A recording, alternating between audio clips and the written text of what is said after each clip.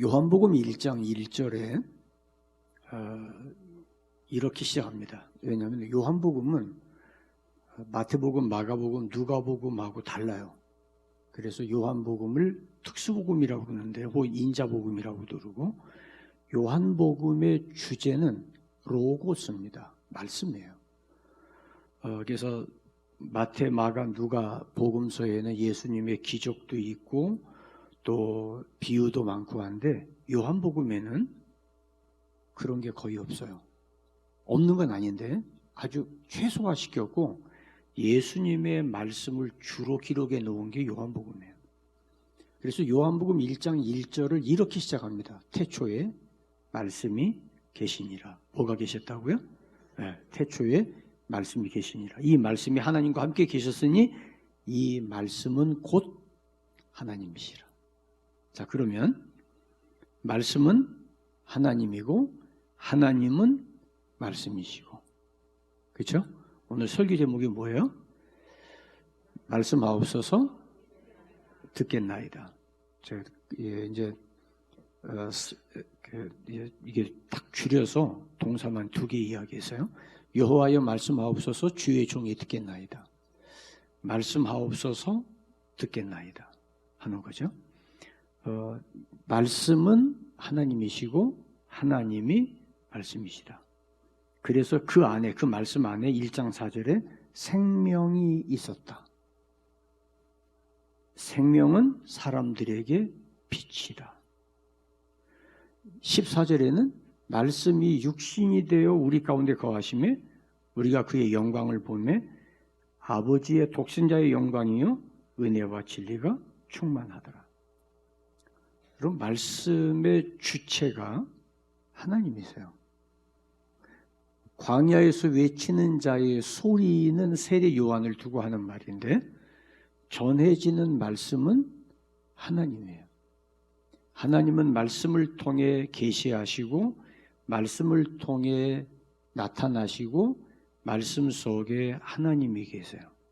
아멘입니까? 그래서 사도 요한이 요한복음에서 끊임없이 하나님을 말씀하세요. 예수님의 말씀을 그대로 전해요. 그 문제는 뭐냐면 예수님의 말씀을 듣는 사람들의 태도예요. 바리새인들, 사두개인들, 율법사, 이 사람들은 예수님의 하시는 말씀이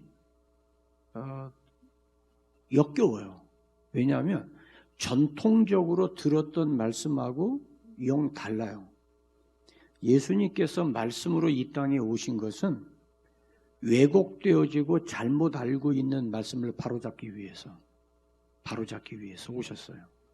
그래서 들어보면 지금 말씀이 기가 막힌데, 말씀이 너무 권위가 있어요. 그런데 보세요.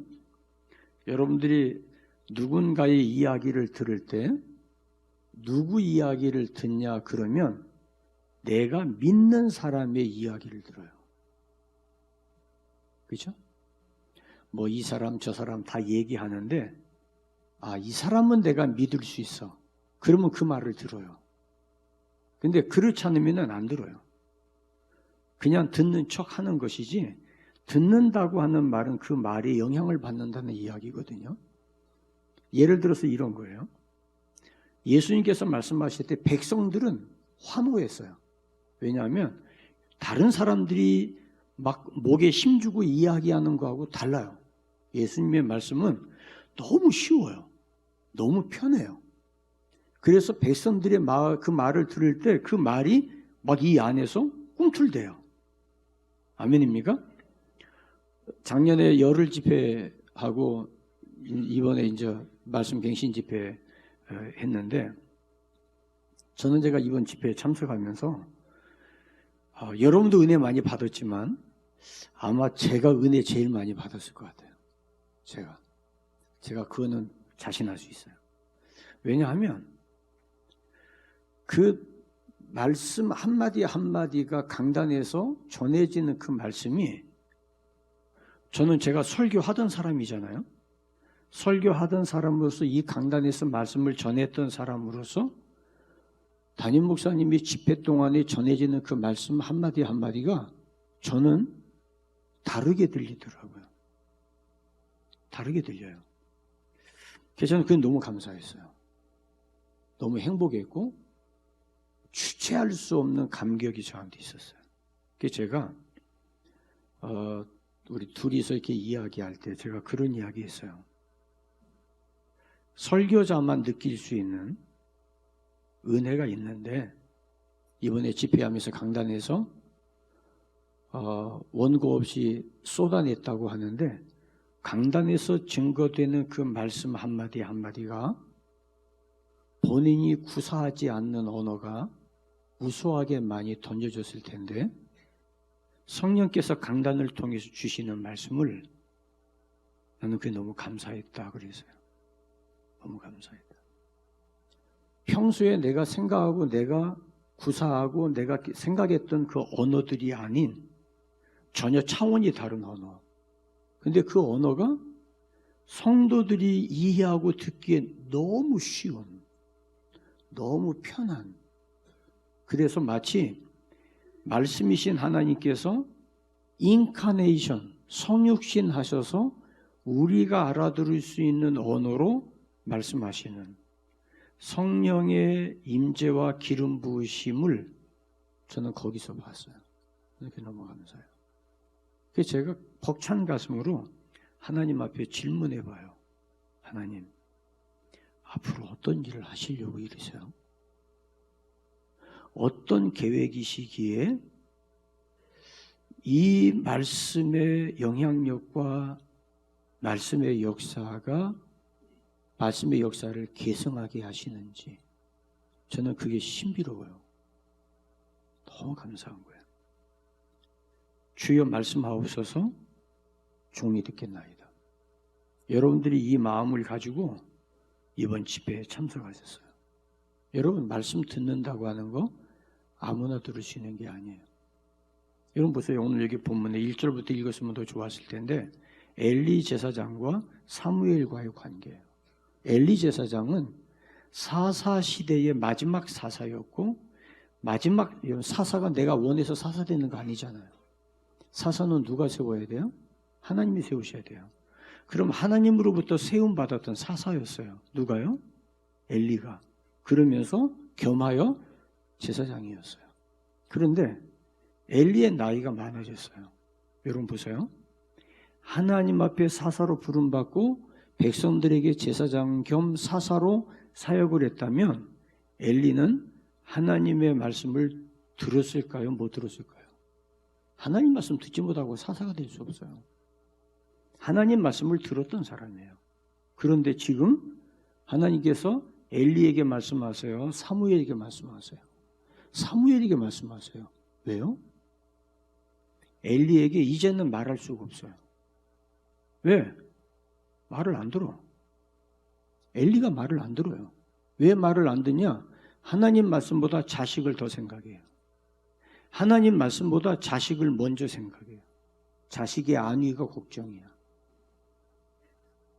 그러니까 홈리와 비느하스가 하나님 앞에 드리는 제물을 도둑질하고 탐욕적으로 제물에 손을 대고 도와주는 여자들을 성폭행하고 하는데 소문이 여론이 너무 안 좋은데 엘리가 두 아들에게 야 소문이 안 좋아 조심해.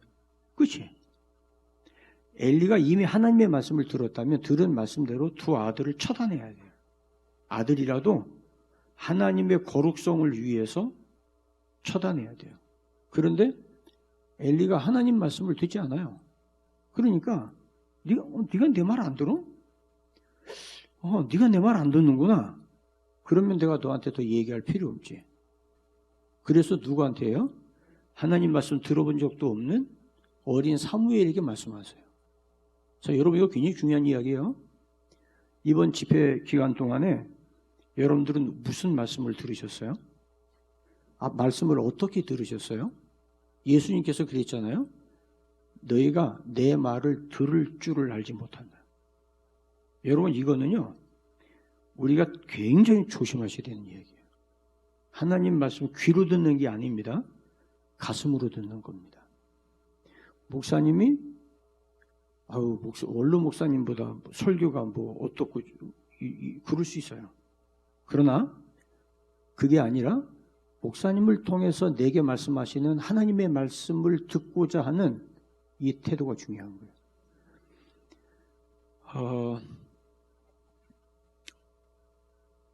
그거는 설교자가 담임 목사가 스스로 자기를 권위 있게 한다고 되는 게 아니에요. 그거 되는 게 아니에요. 이번 집회하는 내내 기간 동안에 강단의 영적 권위에 대해서 저는 굉장히 많이 생각했어요. 이 강단의 담임 목사에게 허락하신 하나님의 영적 권위가 스스로 권위롭게 이야기한다고 되는 게 아니에요. 이번 집회 기간 동안에 처음부터 끝까지 하나님께서 성령께서 주시는 그 영적 권위가 제가 감히 손댈 수 없는 영적 권위를 하나님이 강단해 주시더라고요. 그리고 말씀하시는데 그 말씀이 처음부터 끝까지 그 말씀 속에서 하나님이 어떻게 역사하시는가가 눈으로 보이는 거예요. 이 꿈틀거리는 역사가, 살아있는 역사가 보이는 거예요. 그런데 그거를 여러분들이 지금 함께 하고 있는 거예요. 목사님은 앞에 가고 견덕이가 뒤에서 딴짓하고 그러는 게 아니라 함께 어울려서 함께 굴러가고 함께 조립되어 가는 이 모습을 보니까 저는 소름이 끼치는 거예요. 하나님께서 1세대와 2세대 사이에 하나님의 깊은 간섭과 역사하심을 바라보면서 제 안에 주시는 그 감동과 은혜와 기쁨은 여러분들이 받는 은혜보다 아마 2배는 더 강했을 거 있지 않은데요. 갑절의 축복, 당신의 성령의 하시는 역사에 갑절이나 내게 있기를 원합니다. 제가 이 똑같은 설교를 1월 3일 날 새로남교회 특별 새벽 기도 시간에 제가 설교를 했어요. 거기는 설교가 30분이니까 30분인데 시작부터 끝날 때까지 30분이니까 설교는 한 20분에서 25분 사이에 끝내야 돼요. 거기는. 왜냐하면 우리 교회 같으면 내가 그냥 모른 척하고 그냥 더 할 텐데 여기는 새로 남교회잖아요. 우리는 새 중앙교회고. 그래서 설교를 아주 샤프하게 했어요. 했는데 제가 설교의 주된 요점을 우리 이제 목사님도 이제 갑절의 축복 성령이 하시는 역사에 대해서 말씀했지만은 제가 그 열왕기하 2장 설교를 아마 우리 교회에서 설교한 것만 해도 20분은 넘게 설교했을 거예요. 그죠? 너무 잘하는 말씀이잖아요. 그런데 똑같은 말씀인데 강단에 설 때마다 주시는 결이 달라요. 그 말씀의 결이. 그래서 저도 어떨 때는 전혀 내가 상상하지 못했던 그 말씀이 강단에서 툭툭 이렇게 던져지는데 저는 그게 굉장한 충격으로 저한테 오는 거예요. 그 말씀이. 그래서 제가 이번에 그랬어요. 엘리야가 이제 승천하기 전에 엘리사가 따라다니잖아요. 당신 떠나지 않겠습니다. 그러니까 길갈, 베델, 여리고 선지생도들이 당신의 선생을 당신 머리 위로 데려갈 줄 모르냐? 너 그거 몰라서 이렇게 쫓아다니냐? 그런 거 아니에요? 그러니까 엘리사가 뭐라고 그래요? 나도 알아. 나도 그 정도는 알아. 네가 아는 것만큼 나도 알아. 잠잠해. 그건 아주 고급 언어로 말 때 잠잠해고 우리 동네 용어로 말하면은 입 닥쳐. 그 얘기잖아요. 그게 응? 입 닥쳐. 시끄러워. 조용히 해. 그리고 엘리사는 엘리야를 끝까지 따라갔어요. 그런데 엘리야가 한 번도 엘리사에게 묻지 않아요. 왜 따라가는데? 뭘 원하는데? 안 물어요. 그러다가 요단강 건너가서야 묻습니다. 하나님이 나를 내게서 데려가기 전에 내가 내게 어떻게 하면 좋겠냐? 뭘 원하냐? 그랬더니 그때서 엘리사가 비장의 카드를 꺼냅니다. 뭐예요? 당신의 성령이 하시는 역사가 갑절이나 내게 있기를 원합니다. 이야, 너 보통 놈 아니구나. 너 진짜 어려운 걸 구한다. 그거 내가 손댈 수, 내 영역이 아니야. 너 진짜 어려운 걸 구하는데 하나님이 나를 내게서 어떻게 데려가시는가를 보면 내게 이루어질 거야. 근데 그렇지 않으면 이루어지지 않아. 이건 뭐냐면 성령이 하시는 역사의 갑절이 어떻게 해서 임하는지를 엘리야는 알아요, 몰라요? 알아요. 자, 근데 이 말이 무슨 말이냐면, 보세요. 하나님이 엘리야를 데리고 간다 알아. 이거 아무나 아는 거 아니에요? 전 백성이 다 아는 거 아닙니다. 선지 생도들은 알아요. 하나님의 계시를 받은 거죠. 하나님이 오늘 엘리야를 데리고 가는구나. 남이 모르는 거 안다는 거 기분 좋은 일이죠. 그죠? 남이 모르는 걸 내가 알아. 아이, 우리 목사님, 집사님 몰라서 그래. 내가 우리 목사님 잘하는데 그 얘기하면 신나잖아요. 응? 아유, 목사님 호박죽 되게 좋아하죠. 호박죽 좋아할 때가 있고 안 좋아할 때가 있어요. 그것만 모르는 거지. 호박죽 좋아할 때가 있어요. 근데 제가 좋아하는 건 호박꼬지, 호박을 말려가지고 그걸 넣어서 시루떡한 걸 제가 좋아하는데 그걸 먹을 수가 없어요. 도대체 요즘 세상은 그것 좀 먹고 싶은데 먹을 수가 없어요. 그렇다고 이제 여러분들이 막 호박떡 해오면 나 골치 아픈 거예요, 이제. 그러니까 예를 들어서 대통령이 지금 어떤 생각하고 있는지 아무도 모르는데 여러분 가운데 누가 알아, 내가 알아. 이게 나만 알아, 이게 나만. 그런다면 그 사람은 어때요? 자신의 정체성이 긍지가 생기죠. 아무도 뭐 내가 아니까. 근데 엘리사는 몰라, 지금. 모르는가 봐. 엘리야를 쫓아다니니까. 근데 엘리사에게 중요한 거는, 그래? 너 알아? 그러면 알면 뭐 할 건데?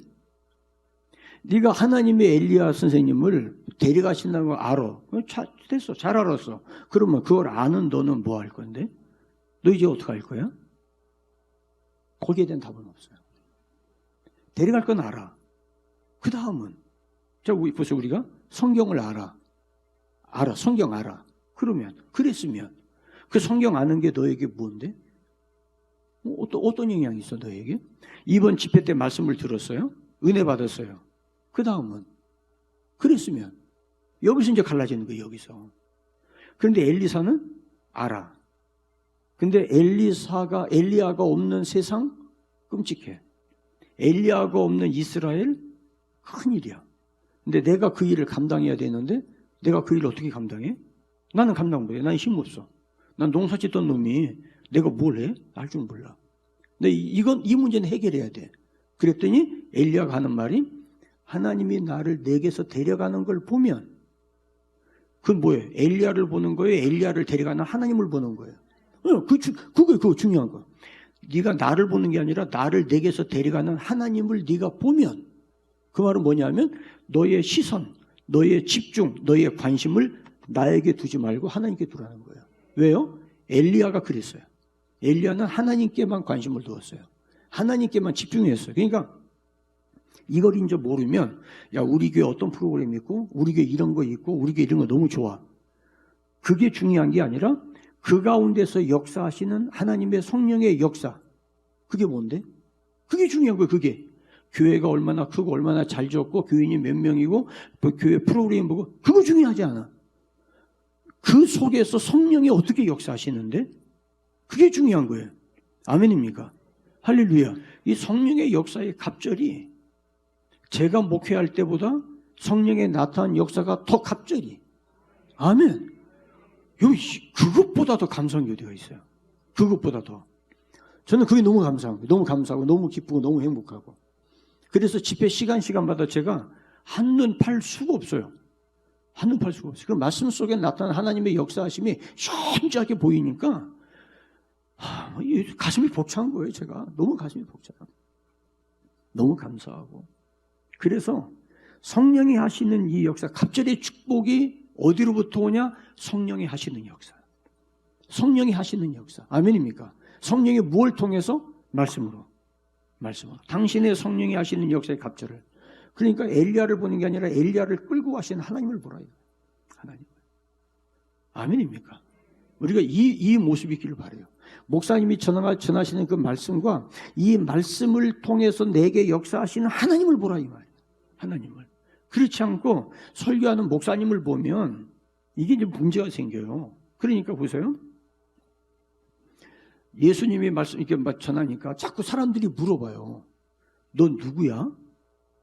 너 어디서 왔어? 네 고향 어디야? 네 부모 누구야? 너 어디 출신이야? 예수님에게 물어봐요. 그러니까 예수님께서 나도 한 가지 묻자. 세례 요한이 하늘로부터냐 사람으로부터냐? 그러니까 바리새인들이 답을 못해요. 왜? 세례 요한이 하나님이 보냈다고 그러면은 자기들은 세례 요한을 안 믿거든요. 사람이 보냈다고 그러면은 사람들은 하나님으로부터 보낸 걸 믿거든요. 그러면은 대답이 애매하니까 모르겠는데? 그러니까 예수님께서 몰라? 그럼 나도 니들한테 대답 안 해. 이게 뭐냐면요. 내가 믿는 것만큼 믿어요. 믿는 것만큼 귀에 들린다 이 말이에요. 아멘입니까? 믿는 것만큼 들려요. 여러분들이 대신방 목사님이 이제 가정마다 가서 이제 말씀을 전할 텐데 그 말씀을 내가 얼만큼 받아들이냐 내가 목사님을 신뢰하는 것만큼 받아들일 거예요. 목사님을 신뢰하는 것만큼. 이거는 공식이에요, 공식. 공식이에요. 그냥 목사님 너무 사람이 그러면은요 신박 백날 가도 아무 소용 없어요. 아무 일도 일어나지 않아요.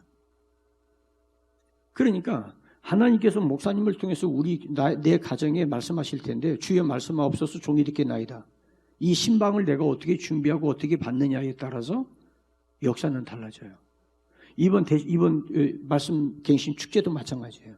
시간마다 목사님이 말씀하시는 그 말씀을 내가 어떤 관점에서 어떻게 보았느냐에 따라 어떻게 받았느냐에 따라서 그 결과는 달라져요. 어떤 사람은 그 말씀을 듣고 상처받고 어떤 사람은 말씀을 듣고 용기를 받고 어떤 사람은 말씀을 듣고 절망하고 어떤 사람은 말씀을 듣고 소망을 갖고 힘을 얻고 비전을 갖고 할렐루야. 아멘입니까? 그 왜 그래요? 설교 내용이? 아니에요. 말씀을 전하는 목사님과의 관계예요.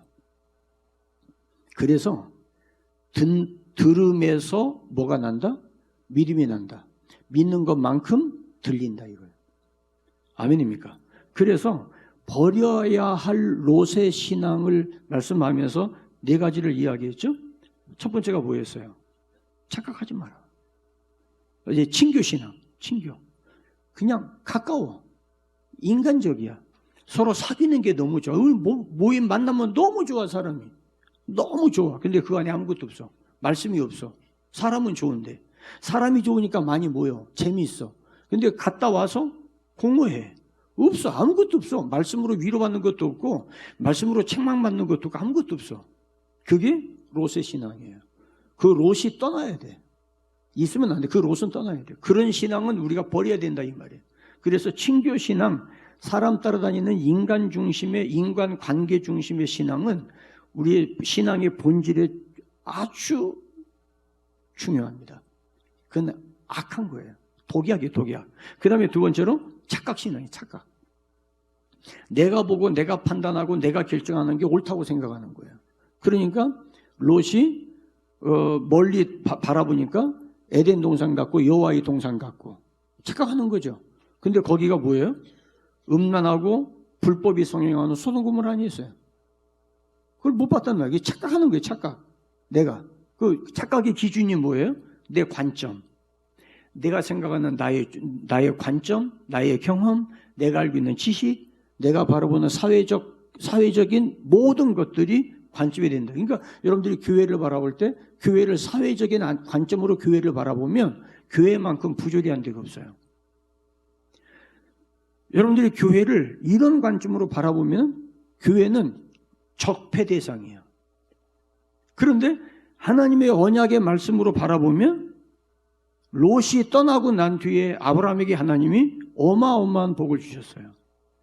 그러니까 우리의 관점은 성경적 관점이 나의 관점이 되도록 부단한 노력을 하셔야 돼요.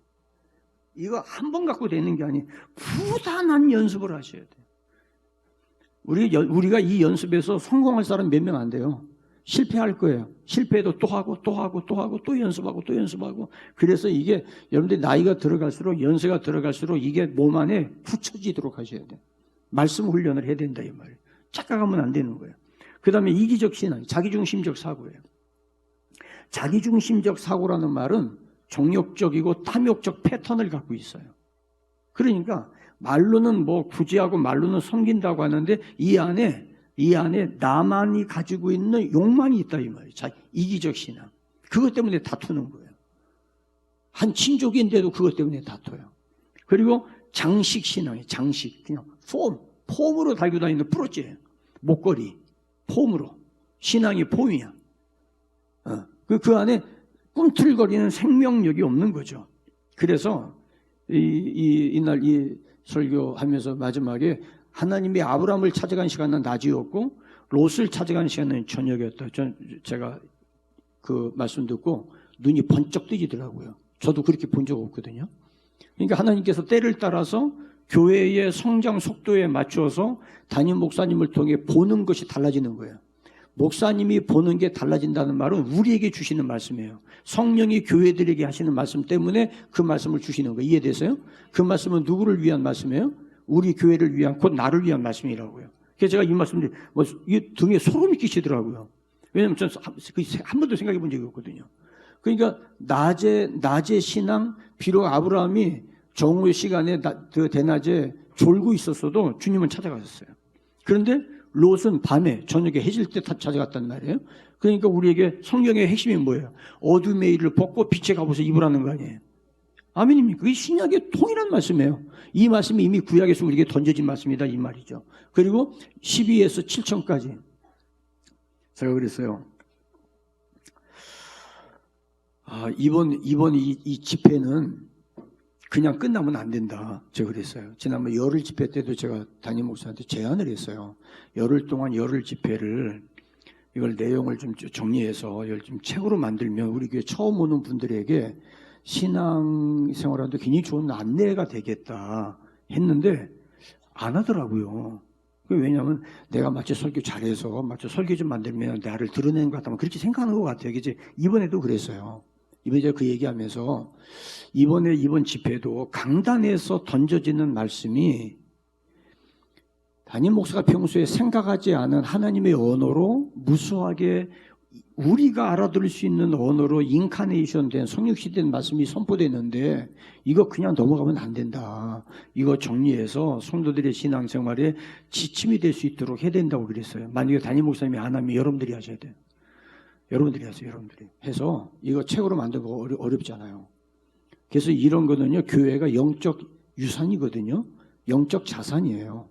그래서 만들으셔야 돼요. 제가 그동안 교회에서 40년 동안 목회하면서 기념비적인 일들이 있었어요. 몇 가지가 그거는 하나님과 저와만 아는 거예요. 그래서 이거를 사실 저도 지금 못하고 있거든요. 저도 지금 예를 들어 뭐 지난번에 테바라든지 코페르라든지 또 경건이라든지 이런 거는 이걸 좀 정리해서 저도 이걸 좀 만들어야 돼요. 왜냐하면 우리 교회에서 했으니까 이거를 다른 목사님들과 좀 나눠야 되고 좀 해야 되는데 저도 지금 못하고 있는 거예요. 못하고 있는데 이건 하셔야 돼요. 12에서 7천까지라는 이 성경적 관점과 신앙 성장의 단계는요. 에스겔서에 나오는 발목에서 무릎에서 허리로 가는 그 신앙 성장의 과정하고 조금 결을 달리하는 상당히 깊은 말씀이에요. 12제자 부르신 것은 예수님이 누군지 알지도 못하고 예수님이 신원주의 하지도 않은 상태에서 들은 그 말씀을 믿고 따라간다는 말은 예수님의 권위에 대한 순종이거든요. 그래서 우리의 신앙의 출발은 부르심에 대한 즉각적 반응, 순종, 여기서부터 시작한다. 그리고 70명은 12제자를 뺀 70명이 아니라 12제자가 포함된 70명. 그들이 예수님의 지시사항을 따라서 가서 말씀을 전하고 해보니까 귀신이 떠나가고 돌아올 때 기쁨으로 돌아왔다. 그러니까 예수님의 말씀 그대로 순종해보니까 이 삶에 기쁨의 열매가 있더라. 기쁨의 열매를 경험한 70명 전도대. 그 다음에 그리고 나서 120명 마가다라방, 그들은 12명 빼고 70명 뺀 120명 따른 게 아니라 다 그 포함된 숫자잖아요. 그래서 그들이 예루살렘 떠나지 말고 내게 들은 바 약속하신 걸 기다리라. 하나님의 말씀을 나의 약속으로 받고 다락방에 모인 사람들이 경험한 성령의 충만이에요. 그러니까 하나님의 말씀을 따라합시다. 내게 주신 말씀으로, 나에게 주신 약속으로 받아들이는 자에게 성령이 역사하신다. 아멘. 이거는요 성경 역사의 변함없는 진리예요. 진리. 그래서 주여 말씀하옵소서 종이 듣겠나이다. 그 가운데 누가 말씀하시냐? 성령이 교회들에게 하시는 말씀을 듣게 된다 이 말이에요. 그리고 나서 구약으로 가서 300명에 대한 말씀하셨는데 블레셋과의 전쟁에 13만 5천 명과 전쟁을 하는데 2만 명이 왔는데 19,000명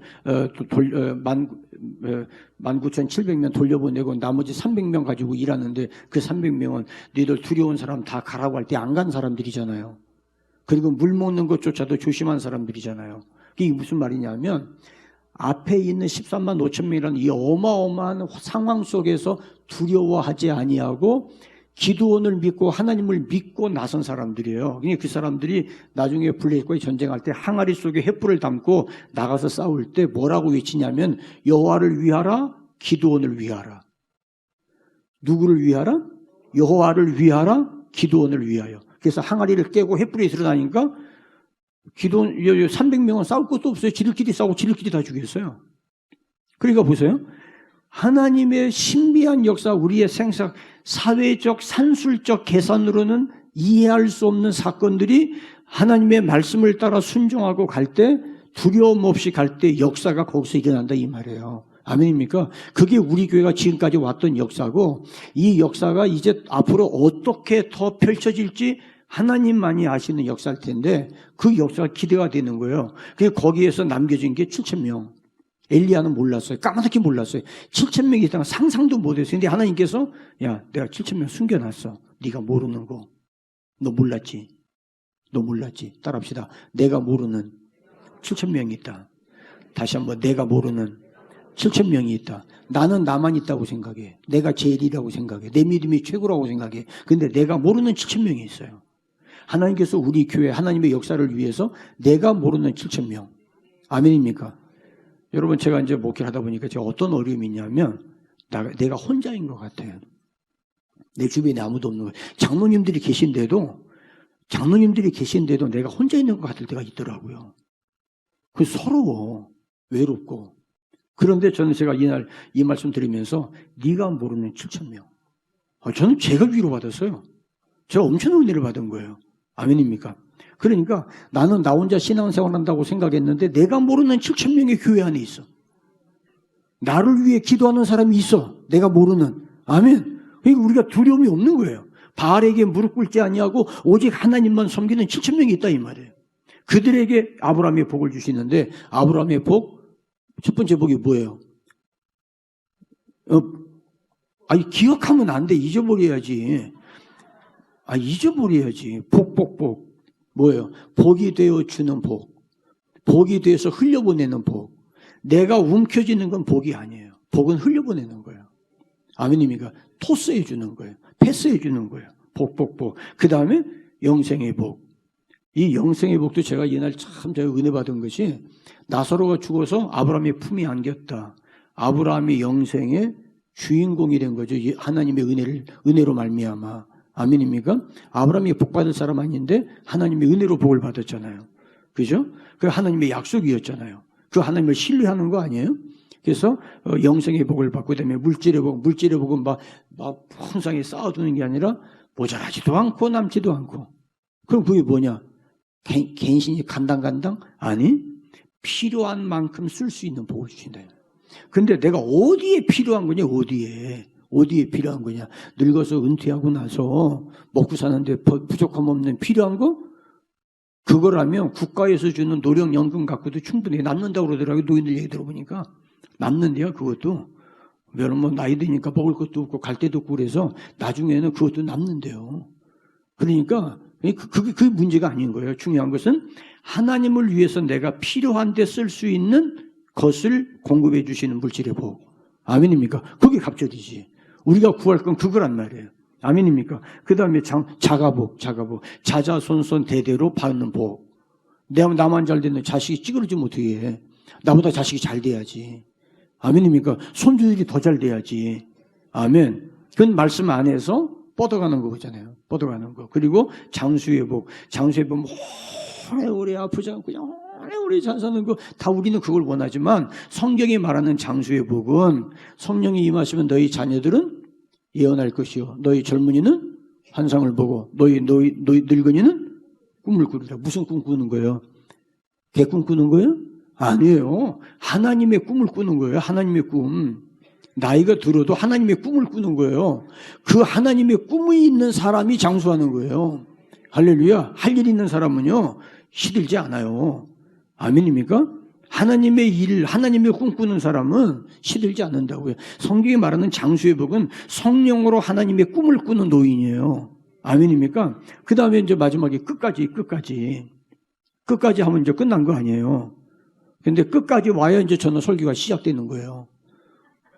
근데 제가 1부보다는 3분의 1로 줄인다 했으니까 뭐, 걱정하지 마세요. 걱정하지 마세요. 끝까지인데 무슨 끝까지냐. 출애굽할 때 200만 명이 가나안 땅 들어갈 때 딸랑 두 사람 여호수아와 갈렙이었다. 이건 굉장히 충격적인 거거든요. 그런데 그러려고 하면 예수님 생각에 흠뻑 빠져라. 미쳐라. 예수님께 미쳐버려라. 예수님께 미친다는 말을 쉽게 말하면 교회에 미쳐라 이 말이에요. 주님의 몸이 교회 아닙니까? 그렇잖아요. 교회를 생각하고 저는 저희 그 선친께서 이제 연로하실 때 저녁에 식사만 진지만 드시면은 교회 가서 기도하고 오세요. 근데 한 번은 제가 이제 저는 교회 기도하러 갔더니 이제 아버님이 기도하고 나오시더라고요. 나오시면서 그때 이제 교회 이제 그 대동교회 지금 대동교회 지금 그 건물 말고 그 전 건물 그 건물인 벽을 이렇게 쓰다듬으면서 나오세요. 그래서 내가 집에 와서 여쭤봤어요. 아니 왜 이렇게 벽을 그렇게 훑고 나오세요? 그랬더니 기도하고 나오는데 교회가 너무 사랑스러워서 이렇게 벽을 쓰다듬었다고 그러시더라고요. 근데 그 말씀이 제가 지워지질 않아요. 그 노인이, 그 어르신이 얼마나 교회가 사랑스러우면 그래서 교회만 바라보면 눈물이 난대. 교회가 너무 사랑스러워서. 여러분 이게 신학적으로 보면 문제가 있는 거거든요. 근데 그게 아니라 뭐예요? 교회를 향한 가슴으로 느끼는 사랑이잖아요. 아멘입니까? 우리에게 그 사랑이 필요한 거예요. 첫사랑이 그게 필요한 거예요. 그래서 예수님의 생각에 흠뻑 빠져라. 그리고 두 번째는 소망의 확신과 거룩한 긍지를 끝까지 붙들어라. 끝까지 붙들어라. 그리고 부드러운 마음을 유지해라. 부드러운 마음. 여러분 봐요. 내가 처음에 은혜 받고 한참 젊은 날 막 신앙생활 하다가 나이가 들어가면서 세월이 가면서 내 마음이 무덤덤해지고 내 마음에 감각도 없고 간절함도 없고 사모함도 없고 예배에 참석해도 예배에 대한 막 애틋함도 없다. 그런 마음이 굳은 거야. 마음이 굳은 거예요. 그거 절대 자랑할 일이 아니에요. 아, 나도 젊을 때 다 해봤어. 그럼 지금은 옛날 젊을 때 다 해봤는데 지금은 깡통 찼다는 얘기잖아요. 창피한 줄 알아야지. 그래서 우리 마음이 굳어진 것을 벗겨내야 돼. 굳은 마음을 제거해야 되는 거예요. 그게 은혜예요, 그게. 그래서 성령의 민감함이 시들지 않아야 돼요. 저는 이번 집회에 제가 참 하나님 앞에 회개했던 게 뭐냐면 은퇴했다고 내 스스로 될 수 있으면은 성령의 감동하심에 민감을 피해 다녔어요. 지금 보니까 그랬더라고 내가. 왜냐하면 이 자꾸 감동이 일어나면 내가 골치 아파지니까. 감동이 자꾸 일어나면 이제 교회가 이제 쌍나풀 불게 되잖아요. 여기서 될 수 있으면 이제 잠잠하고 좀 이렇게 좀 될 수 있으면 좀 했는데 하나님께서 원하시지 않으시더라고요. 그래서 이번에 제가 회개하면서 부드러운 마음 끝까지 주여 다시 내게 말씀하옵소서. 다시 내가 주의 음성에 귀담아 듣겠습니다. 말씀 주옵소서. 금년에 저에게 주셨던 말씀이 이제 31일 날 이렇게 말씀을 금식 시작했잖아요. 하나님이 저한테 야, 나 떡으로만 사는 게 아니야, 임마. 여호와 입으로 나오는 모든 말씀으로 살아. 그 내가 들켰구나. 금식하라. 금식이 그 말이죠. 근데 너무 힘들어요, 주님. 떡으로만 사는 게 아니라 여호와의 입으로 나오는 모든 말씀으로 산다. 그 말씀하고 이 말씀하고 이게 딱 매치가 되니까 아, 내가 말씀에 더 집중해야 되겠구나. 그리고 나를 필요로 하는 사람들에게 이 말씀을 전할 수 있도록 준비해야 되겠구나 하는 생각이 들더라고요. 하나님께서 어떻게 인도하실지 그건 저는 모르겠어요. 그래서 우리 마음이 부드러운 마음이 상해되지 않도록 그러려면 어떻게 해요? 날마다 싸워라. 날마다. 날마다 싸우고 말씀을 끝까지 견고하게 붙들어야 된다. 결론으로 말씀드려요. 여러분 보세요. 여호와여 말씀하옵소서 종이 듣겠나이다. 이번 대신방입니다. 목사님이 우리 집에 찾아오셔서 말씀하실 때 여러분들의 마음의 태도는 주여 말씀하옵소서 주의 종이 듣겠나이다. 주여 말씀하옵소서 주의 종이 듣겠나이다. 창세기부터 계시록까지 믿음에 대한 반응은 똑같은 말씀이에요. 말씀에 대한 반응. 하나님은 말씀하세요. 근데 말씀을 안 들으면, 말씀을 계속해서 안 들으면 하나님이 더 이상 말씀하지 않으세요. 말씀에 감동도 없고 깨달아지는 것도 없어요.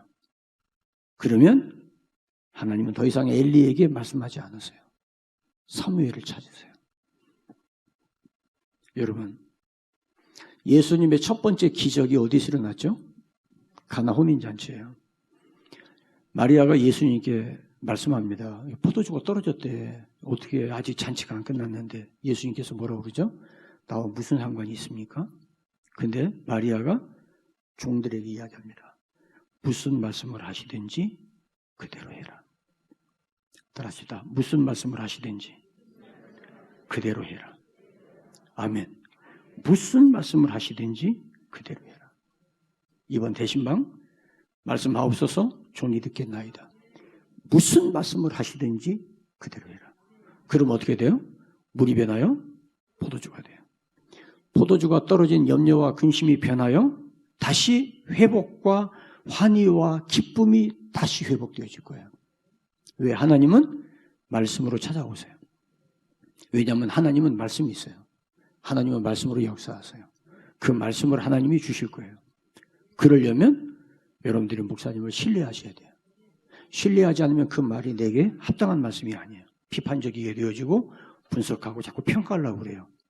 원로 목사님은 어떻게 했는데 무슨 상관이? 왜 거기 원로 목사가 왜 들어가? 왜 거기다 나를 왜 껴? 나는 이미 끝났는데. 아멘입니까? 여러분 우리 교회 대신방의 전통이 있어요. 우리 교회 대신방의 전통. 하나님 앞에 무릎 꿇어 기도하며 하나님께서 주시는 말씀을 가지고 교회의 권위로 이동해서 거기서 하나님 말씀을 전하는 게 우리 교회 전통이에요. 아멘입니까? 지난번에 목사님이 신방다운 신방 말씀하셨어요. 맞아요.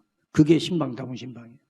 그래서 이번에 말씀을 준비해서 여러분들 가정에 말씀 갖고 찾아갈 거예요. 주여 말씀하옵소서 종이 듣겠나이다. 무슨 말씀을 하시든지 그대로 하라. 물 떠다 부어. 떠다 보수들이 하던 일이야. 부었어요. 떠다가 갖다 줘. 그냥 나는 갖다 준 것뿐이에요. 내가 포도주 바꿔서 갖다 준 거 아니야. 난 물 갖다 줬어요. 그랬더니 그게 포도주가 됐어요. 말씀대로 하기만 하면 역사는 하나님이 하실 거예요. 우리는 하기만 하면 돼요. 아멘입니까? 말씀하옵소서 종이 듣겠나이다. 어떤 말씀을 하시든지 절대 믿음을 가지고 그 말씀에 순종하면 강물처럼 솟아나는 성령의 은혜가 우리 안에 있을 거예요. 아멘입니까? 아멘. 시위대 뜰에 갇혔던 예레미야가 하나님 앞에 외쳤을 때 미래 비전의 말씀을 주셨어요. 네가 알지 못하는 비밀을 내가 내게 보이리라. 말씀하세요. 에스겔 골짜기에 말씀이 증거되니까 그 말씀들이 뼈들을 살아일으키는 여호와의 군대로 세웠어요. 말씀하옵소서 뼈들도 들었더니 군대가 됐다면 주여 말씀하옵소서 종이 듣겠나이다. 하나님이 이번 대신방 통해서 어떤 일을 어떻게 역사하실지 저는 모르겠어요. 근데 말씀대로 하면 주님이 역사하실 거예요. 할렐루야. 아멘입니까? 그 말씀 안에 역사가 있기를 바라요. 그래서 여러분들이 믿음으로 준비하시고 기도하시고 여러분들의 기도 제목이 있으면은 신방 감성금에 여러분들의 기도 제목을 구체적으로 쓰세요. 써서 신방 끝난 뒤에 내놓지 말고 목사님 신방상 위에다가 보이게 올려놓으세요. 목사님이 보실 수 있도록. 그래서 이 기도 제목 가지고 기도해 줄 수 있도록. 아마 여러분들이 기도함으로 준비했으면은 목사님이 준비해 놓은 말씀하고 이거하고 일맥상통하는 일이 분명히 있을 거예요. 그리고 이 일을 통해서 반드시 금년에 갑절의 축복에 어떻게 열매를 맺을지를 말씀하실 거예요. 부탁합니다. 무슨 말씀을 하시든지 그대로 해라. 아멘입니까? 제가 주여 말씀하옵소서 할 테니까 주의 종이 듣겠나이다. 여러분들이 하세요. 주여 말씀하옵소서. 한 번 더 주여 말씀하옵소서. 한 번만 더 주여 말씀하옵소서. 기도하시겠습니다.